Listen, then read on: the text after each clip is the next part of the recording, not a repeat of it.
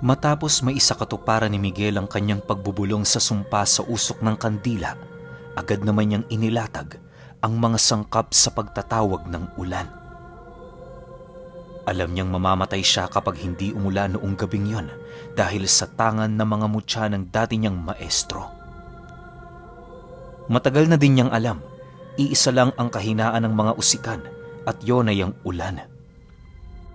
Sa oras kasi na bumagsak ang tubig ulan sa lupa, mawawala ang usok na pinalipad nito na siyang nagdadala ng sakit niya.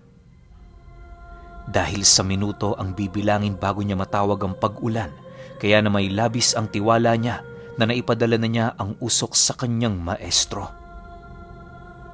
Ang nagsisilbing hudyat niya para dito ay ang dahan-dahang paglagas ng buhangin sa kanyang leeg. Sa oras na tumigil ang paglagas na yon, ibig sabihin na pasukan na siya ng aral ng kanyang karibal. Hindi yun magiging maganda para sa kanya, lalo pat di hamak na 8 beses na pinabagsik ang aral nito kumpara sa kanya. Sa sitwasyon kasing kinakaharap niya, hindi lang basta mang-uusik ang kanyang kalaban, bagkus ay isang mang-uusik na dekada-dekada na ang karanasan. Lumipas lamang ang ilang minuto, bumuhos na nga ang malakas na ulan. Pagramdam ni Miguel ng pagpatak ng tubig sa bubong ng kanilang bahay, agad naman siyang nag-usal ng bakod at puder sa katawan. Para masigurong hindi siya masasalisihan ni Emil, pinaghalo niya ang aral ng kanan at kaliwa sa kanyang katawan. Bagaman alam niyang may masama yung epekto sa kanya, nasisiguro niyang yun na lamang ang paraan na kanyang pagpipilian. Sa paglalim pa ng gabi, mas lalong tumindi ang pagbagsak ng buhangin na nanggaling sa kanyang leeg. Tuwang-tuwa naman siya noon, gawa ng kumpirmado niyang wala pa siyang sumpa na dumadaloy sa kanyang katawan. Sa pagsapit ng umaga, halos magdamag na nakabantay si Miguel sa katawan niya. Paggising noon ng kanyang ama, nasipat siya nitong tulalang nakaupo sa sala. Bagaman paralisado ang katawan nito, pilit yung naglakad papalapit sa kanya habang nananatiling tahimik. Nang makalapit na ito, nagwika naman yun sa kanya ng, "Anak, anong ginagawa mo? Kagabi pa kitang naririnig na may ginagawa rito ah. May kaaway ka ba o ano?" Dahil sa sinabi ng kanyang ama, kaya na may bahagya naman itong kinuha ang atensyon niya. Pagsilay niya dito, tumulo lang naman ang kanyang luha habang sumasagot ng, "Tay, napagbayad ko na ang pumatay kay nanay." Matapos niyang makapagsalita, kitang-kita ng kanyang ama ang animoy isang ulo na mayat maya ang paglaho sa mga mata niya. Hawak yun ni Miguel habang umiiyak. Makalipas lamang ang ilang minuto, isinilid niya na yun sa isang garapon nang hindi umiimik. Pagpasok niya sa loob ng kanyang silid, mas lalong tumindi ang paghagulgol ng kanyang pag-iyak, gawa ng hindi niya lubos maunawaan kung bakit ginawa yun ng dati niyang maestrong minsan niyang pinagsilbihan. Para gumaan naman kahit papaano ang kanyang nararamdaman, pinili niyang magpahinga ng buong umaga. Kinahapunan, pagising niya, tumungo siya sa bahay ni Emil para ilibing ang bangkay nito. Panatag naman siyang tumungo roon kahit papaano, lalo pat nasa dulong parte yon ng sementeryo. Sa pagbagtas niya ng daan, panay naman ang kanyang pagmamasid sa paligid. Inalam niya kung may sumusunod ba sa kanya upang masigurong walang makakaalam sa pagpaslang na ginawa niya.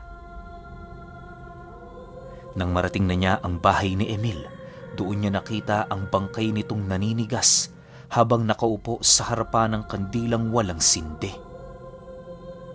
Dilat na dilat ang mga mata nito na parabang hindi man lang yun nangalahati sa pang-uusik. Ang labis pa noong ikinagulat ni Miguel ay ang nakangiti nitong labi habang hawak-hawak ang manikang wala man lang galos o punit. Paglapit niya pa sa kinaroroonan nito, doon niya nakita ang isang papel na naglalaman ng huling mensahe ng kanyang maestro. Miguel, pasensya ka na kung kinakailangan kong ialay ang iyong ina. Lahat ng bagay na aking pinaghirapan at ginawa ay tuluyan ng nagbunga. Ikaw ang bungang yon. Doon pa lang matagumpay na ako. Nga pala, ang bahay na ito, ipinapamana ko na rin sa'yo. Lahat ng karunungan ko nasa loob ng silid. Ikaw na ang bahalang tumuklas. Sana sa paglibing mo ng bangkay ko, ihimlay mo ito malapit sa bahay ko. Mensahe ng kanyang maestro na nakasaad sa papel. Matapos naman yung mabasa ni Miguel, walang pag-aalangan naman niyang kinuha ang garapong pinagkulungan niya ng kaluluwa nito. Noon ding mismong oras na yon, pinalaya niya ang kaluluwa ni Emil nang sa gayoy matahimik na ito kahit papaano. Sa pagbalik ng katahimikan sa paligid, halos gulong-gulo na noon ang kanyang isip sa kadahilanang doon niya tuluyang napag-alaman na hindi pala siya nilabanan ng maestro niya. Maaaring matagal na nitong inaasam na mamatay sa kanyang kamay, kaya na may para maisakatuparan nito ang kanyang kahilingan, nagbigay yon ng pahiwatig kay Miguel sa pamamagitan ng buhangin. Dahil sa mga bagay na kanyang nalaman, kung kaya't muli na namang nanumbalik sa kanyang isipan ang kabutihan ng kanyang maestro. Maaaring pinatay nga nito ang kanyang ina, pero di hamak na mas marami yung mabubuting bagay na ginawa sa kanya.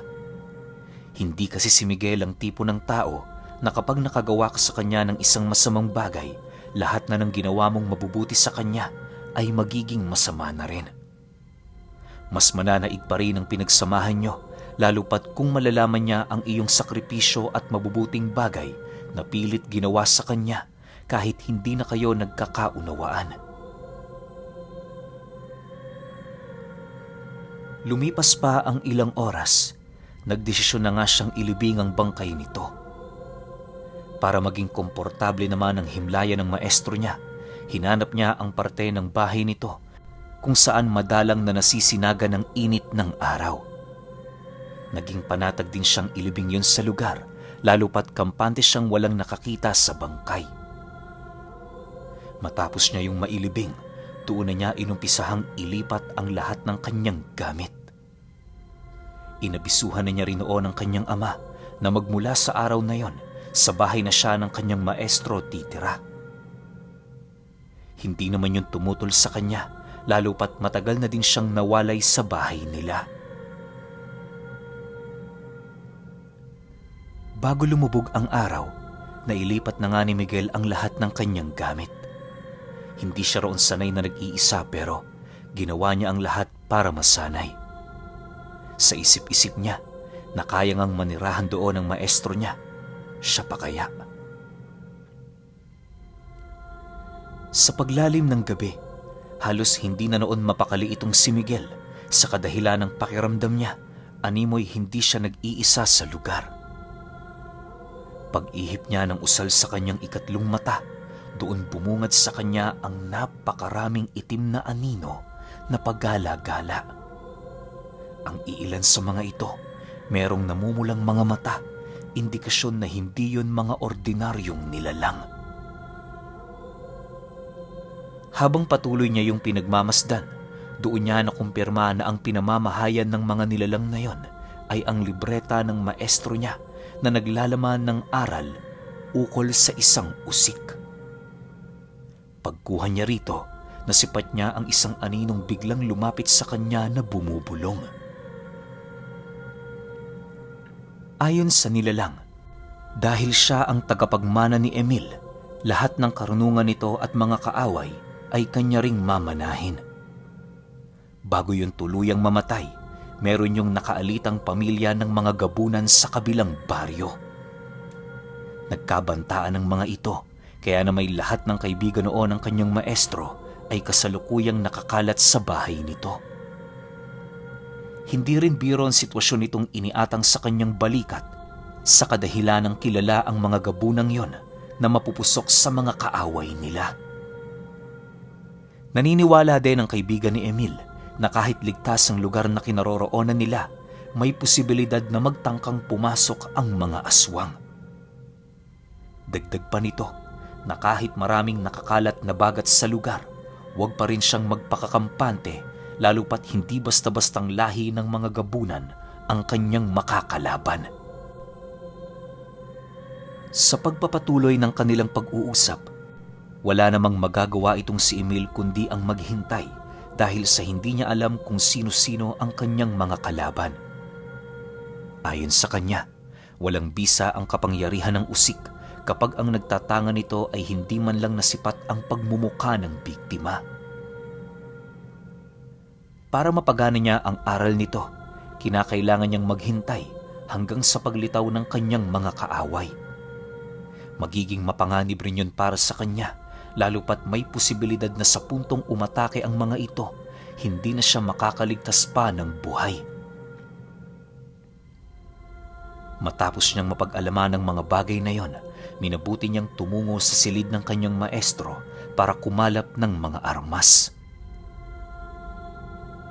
Habang abala siya sa kanyang ginagawa, panay naman ang pagsunod ng anino upang patuloy na ilahad sa kanya ang nalalapit na pagsalakay sa bahay na yon ng mga gabunan. Makalipas pa ang ilang minuto nang makita na niya ang mutya ng langgam, sakto naman noon ang pag-alulong ng mga aso sa paligid.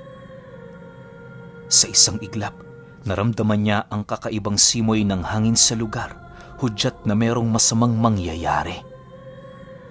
Kahit wala pang ideya si Miguel sa makakaharap niya, nanatili siyang matatag at alisto sa mga bagay na inaasahan na niyang makakasakupa. Maya-maya pa, habang bumabalot ang katahimikan sa paligid, nakarinig siya ng animoy pagbato sa dingding ng bahay. Pagsilip niya dito, pumungad sa kanya ang isang babaeng nakatayo ng tuwid, di kalayuan sa mga punong malapit sa kanyang bakuran. Yung buhok ng nilalang na yon, imbis na pababa, nakatayo ng pataas. Hindi niya rin gaanong maaninag ang mga mata nito na parabang may kung anong mahikaroon ang humaharang. Ang labis pang ikinabahala noon ni Miguel ay ang mga kasama ng babaeng nasa kaanyuan ng mga dambuhalang kalabaw at baboy. Dahil sa mga nilalang na kanyang nasilayan, kaya na may hindi na siya nag-alangang magpalipad hangin sa paligid. Sinindihan na din niya noon ang 2 kandilang itim nang sa gayoy magsilbi yung kalasag laban sa mga aswang. Ayon kay Miguel, na ang mga kandilang yon hindi lang kalimitang ginagamit sa pang-opensa ng mga usikan. Kapag nagkataong nalagay sila sa alanganin, kaya nila yung gawing pananggalang para mabigyan sila ng kinakailangan nilang oras na makapaghanda. Dagdag pa niya na hindi porke pareha sila ng karunungang tinatangan, magagawa na nitong mapawalang bisa ang taglay na lakas ng mga kandila. Matapos niya yung sindihan, lahat ng krus sa bahay ni Emil ay kanya nang binaliktad. Ginawa niya ito nang sa gayoy hindi makontra ng kanyang karunungan sa kanan ang gagamitin niyang karunungan sa kaliwa. Ang mga santo ding nagkalat sa lugar, pinatalikod niya sa altar upang hindi yun maging saksi sa karumal-dumal na bagay na kanyang gagawin. Nang maihanda na niya ang bahay ni Emil, agad naman niyang binuksan ang libretang pandigma na ipinamana nito sa kanya. Una niyang ginawa, tumungo sa loob ng silid ng kanyang maestro sa kabila ng ingay na kanyang mga naririnig. Habang nakakulong siya roon, paulit-ulit naman niyang inisip ang pagmumukha ng nilalang na yon na parabang meron itong masamang nagawa sa kanya. Matapos siyan, tiningnan ni Miguel ang manika na parabang yon ang representasyon ng nilalang. Sa paghawi niya sa usok ng kandilang itim, sinimulan na niya ang pagsusumpa sa nilalang. Ilang beses niyang sinaksak ng punyalang manikang yon habang patuloy na inuusalan. Upang mas lalo pang lumakas ang pag-uusik niya, Sumindi siya ng tabako at paulit-ulit na inihip ang usok nito sa katawan ng manika. Maya-maya pa, bahagya naman siyang natigilan nang marinig niyang umatungal ng napakalakas ang gabunang kanyang nasilayan. Pagramdam niyang bumalot na doon ang sumpa ng usik, agad naman niyang itinigil ang kanyang ginagawa para ipagpatuloy ang kanyang pagmamasid. Habang nakasilip si Miguel sa siwang ng bahay ng kanyang maestro, panay naman ang kanyang pagngisi nang masipat niya ang nilalang na nakabulagta sa lupa. Yung mga kasama nitong baboy halos hindi na alam ang gagawin, gawa ng wala silang kaide-ideya sa mga nangyayari. Buong buhay kasi ng mga ito, hindi pa sila nakakasagupa ng ganoong aral na halos ora mismong tumatalab sa katawan ng binibiktima nito. Pagsilay ni Miguel na bumabalik na sa anyo ng tao ang mga nilalang, agad naman niyang binuksan ang bintana habang nagwiwika sa mga ito ng, "Umalis na kayo! Wala dito ang hinahanap nyo!" Nang marinig naman ang mga gabunan ng kanyang sinabi, napatitig lang naman ito sa kanya habang bakas sa pagmumukha nito ang hindi maipintang galit. Maya-maya pa, nang masipat ni Miguel ang isa sa mga nilalang na dahan-dahang humaharap sa kanya, mabilisan naman niyang sinarado ang bintana. Pagtago niya sa dingding, narinig naman niya yung sumagot ng, "Ikaw ba ang may gawa nito? Si Emil nasaan? Hindi ka namin kailangan. Ilabas mo si Emil!" Matapos naman yung marinig ni Miguel, pinili niyang wag na lamang sagutin ang tanong ng gabunan. Hindi na rin niya sinubukan pang usika ng mga ito sa kadahilan ng maaari siyang malagay sa alanganin kapag naubusan siya ng lakas para magsambit ng mga usal na magsasakatuparan ng kanyang hinahangad. Bagaman malakas ang aral ng usik, limitado lamang ang kakayahan nito na siyang isa sa kanilang mga kahinaan. Habang patuloy niyang pinagmamasdan ng mga gabunan, napansin naman niya doong wala yung ibang ginagawa, bagkus ay tumitig sa kanyang tahanan. Maya-maya pa, imbis na sumugod yun sa pamamahay niya, ninais na lamang ng mga aswang na umuwi, dala-dala ang bangkay ng kasama nila. Bago nito tuluyang nilisan ang kanyang lugar, nasipat niya yung nagtanim ng markas sa paligid. Hindi naman niya yun pinansin, sa kadahilan ng kaya niya yung alisin kinabukasan. Lumipas pa ang ilang minuto na numbalik ang katahimikan sa lugar. Ang tanging nasisilayan na lamang niya sa labas ay ang mga manok ng kanyang maestrong nagpapahinga. Nang maramdaman niyang hindi nababalik ang mga gabunan, paisa-isa naman niyang ibinalik sa ayos ang mga krus na kanyang ibinaliktad. Agad din naman noong nagpahinga si Miguel upang magkaroon siya ng sapat na lakas sa mga gagawin kinabukasan. Pagpatak ng 6:00 ng umaga, marami na siya noong natapos na gawain. Yung mga dating gamit ng maestro niya, sabay-sabay na niyang sinunog upang hindi na magparamdam ang hindi matahimik nitong kaluluwa. Nang medyo maisaayos na niya ang lahat ng gamit, inumpisahan na din niyang iligpit yung mga rebultong naroon sa altar na wala namang pakinabang. May iilan kasi sa mga rebulto doon na parabang walang kaugnayan sa mga nilalang na naninilbihan sa Panginoon. Matapos niya itong mailigpit, inumpisahan na din niya ang pag-aayos ng bakuran. Gumawa siya ng bakod sa paligid para magsilbing hangganan ng kanyang bagong tahanan at sa sementeryo. Nang maisaayos na niya ang bahay ni Emil, doon na niya pinuntahan ang markang inilibing ng mga gabunan. Pagdating niya sa lugar na yon, napansin niyang tila bang wala namang uka ang pinaghukayan ng mga ito. Ngunit gayon paman, binungkal niya pa rin ang parteng yon upang masigurong ligtas siya sa tiyak na panganib. Maya-maya pa, nang medyo malalim na ang hinukay niya, doon tumambad sa kanya ang isang boteng naglalaman ng napakabahong likido. Paghawak niya dito, nasipat niya ang isang telang kulay itim na merong mga simbolong nakaukit gamit ang tintang kulay puti. Hindi na niya sinubukan pang basahin ng mga simbolo sa takot na baka sumpa ito. Para linlangin ng mga gabunan, ibinao ni Miguel ang boteng yun sa kabilang parte ng kanilang baryo. Pangisi-ngisi pa siya noon habang bitbit ito na parabang hindi niya maiwasang matawa sa naisip niyang plano. Sa pagdating niya sa dulong parte ng kanilang lugar, agad naman siyang naghanap ng pwede nitong paglibingan. Habang abala siya noon sa paghuhukay, nasipat naman niya ang iilang mga panauhing naglalakad di kalayuan sa kanyang kinaroroonan. Lumipas pa ang ilang minuto nang akmang tatabunan na niya ang hukay, bahagya naman siyang natigilan nang makarinig siya ng boses ng isang lalaki na nagwiwika sa kanyang likuran ng, Anong ginagawa mo? matapos itong sambiti ng lalaki, hindi pa man siya nakakatayo, bigla naman siyang bumagsak sa lupa nang mabilisan siya nitong sunggaban.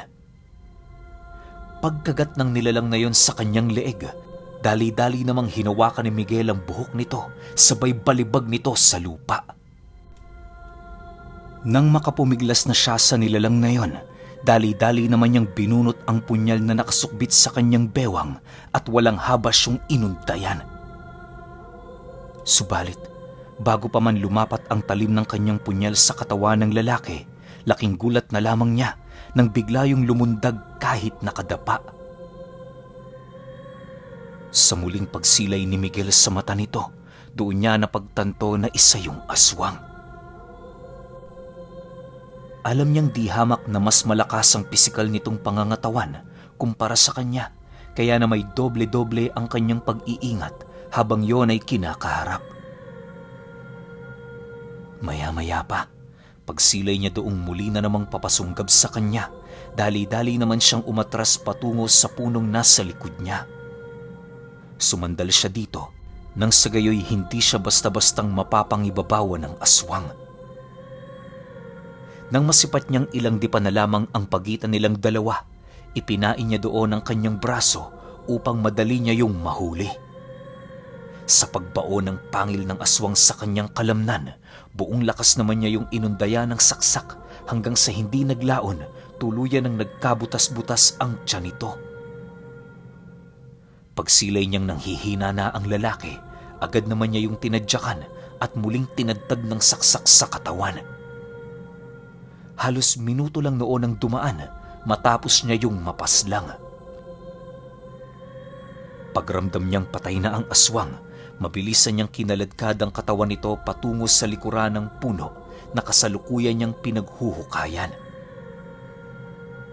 Bago niya yun nilisan, binalutan niya yun ng sabulag upang hindi na ito masilayan ng mga taong walang ikatlong mata. Yung damit naman niyang punong-puno ng dugo, nilagyan na lamang niya ng putik upang hindi siya mapagdudahan ng mga taong makakasalubong niya. Dahil sa panganib na dulot ng sitwasyong kinakaharap ni Miguel, kaya na may hindi na muna niya tinangkapang bumisita sa bahay nila. Hanggat maaari, iniwas niya sa panganib ang kanyang pamilya nang sa gayoy wala siyang pagsisihan sa mga bagay na kanyang ginawa. Naniniwala din siya, hindi siya tatantana ng mga gabunan kung kaya't mas mainam na hindi matunto ng mga ito ang tahanan niyang pinagmulan. Sa pagbagtas niya ng daan, halos hindi niya gaanong maunawaan ang mga nangyayari sa baryo. Sa dinami-rami kasi noon ng mga iniisip niya, ultimo sukli ng mga pinamili niya ay hindi niya gaanong makwenta. Wala naman siyang magawa kundi hayaan yon, lalo pat ang importante, nabili niya ang mga bagay na kanyang kinakailangan. Pagbalik niya sa kanyang bahay, bigla naman niyang nabitawan ang kanyang mga pinamili nang masipat niyang hawak-hawak ng kanyang ama ang manok na panabong ng kanyang yumaong maestro. Halos balutin ng takot noon si Miguel sa kadahilanang nasisiguro niya na nasa peligro ang buhay nito. Okay, sabi ko sa inyo umate ka bong bakbakan tong episode 2 eh. Pero medyo nakakalungkot lang, no? Bakit kasi kailangang isa lang yung usik sa buong lugar? Alam ko karamihan sa inyo, pamilyar na ako ano yung usik. Parang mangkukulam to eh. Isa siyang mataas na uri ng mangkukulam. Tapos kaya niya magbalik ng sumpa sa kapwa niya mangkukulam. Kaya niya ring kulamin yung kapwa niya mangkukulam. Kaya hindi ko masabi kung 101% na purong kaliwa tong mga usik. Pero base sa takbo ng kwento, parang purong kaliwa nga sila, di ba? Pero nakakatakot dito, bakit kasi ginalaw ng tatay niya yung manok ng dati nitong maestro? Alam naman natin na ang lahat ng gamit ng usik, may mga sumpayan, di ba? So ang tanong, bakit kaya? Episode 3, tingnan natin kung kailan nating malalapag yun. Sa ngayon, wanit-wanit muna tayo.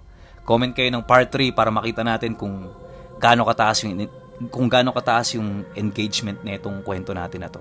Kapag maraming comments, sunod kaagad natin yung episode 3. Pero kasi sa ngayon, wala pa tayong nare-receive na email eh.